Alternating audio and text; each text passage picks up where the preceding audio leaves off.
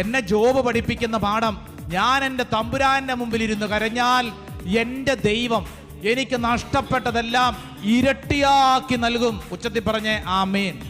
അടുത്തിരിക്കുന്ന ആളോട് പറഞ്ഞു കൊടുക്ക്, ദൈവസന്നിധിയിൽ നീ കരഞ്ഞാൽ നഷ്ടപ്പെട്ടതെല്ലാം നിനക്ക് ഇരട്ടിയാക്കി കിട്ടും. പറഞ്ഞു കൊടുക്ക്.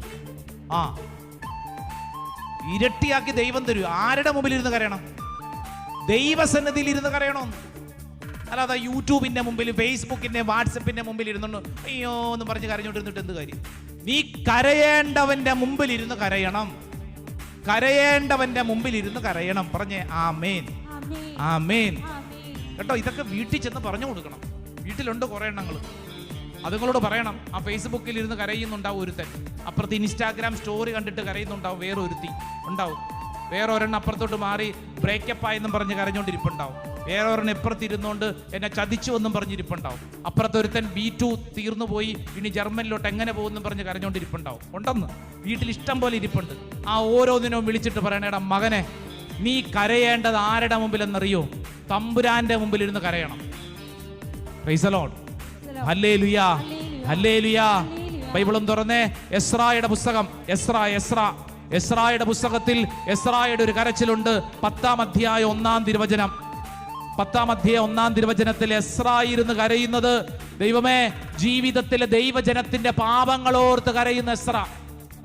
ഇവിടെ ഇരിക്കുന്നവര് നിങ്ങളുടെ കുടുംബത്തിലെ ചിലരെ ഓർത്ത് കരയണം. ഹല്ലേലൂയാ. നിന്റെ വീട്ടിൽ ആരെങ്കിലും പള്ളി പോവാതെ, വീട്ടിലെ കുടുംബ പ്രാർത്ഥന ഇല്ലാതെ, ദൈവവിചാരം ഇല്ലാതെ കഴിയുന്നുണ്ടെങ്കിൽ നമ്മൾ എന്ത് ചെയ്യണം? രാവിലെ മുതൽ അവരെ നീയൊന്നും നന്നായി ഏലടാ, നീയൊക്കെ നരകത്തിൽ പോവും, ഇതല്ലേ പറയണത്? ആ പറച്ചിൽ നിർത്തിയിട്ട് എന്ത് ചെയ്യണം? തമ്പുരാന്റെ മുമ്പിൽ ഇരുന്നുകൊണ്ട് അവരെ ഓർത്ത് കരയണം. എസ്രായുടെ പുസ്തകം 10-ാം അധ്യായം 1-ാം വചനം വായിച്ചാലോ?